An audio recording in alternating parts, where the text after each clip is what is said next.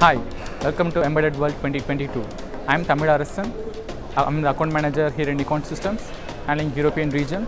Now I am going to show you a live demo of IMX485 based image sensor from Sony STARVIS series. So this is a camera which has IMX485 based image sensor, and it has a large sensor size and also the pixel size. The sensor size is of about 1 by 1.2 inch, and it has a pixel size of about 2.9 nanometer, which will have a better image quality. And the output format from the camera is 10-bit RAW, and we use NVIDIA's ISP to fine-tune the image to get a better image quality from the camera sensor.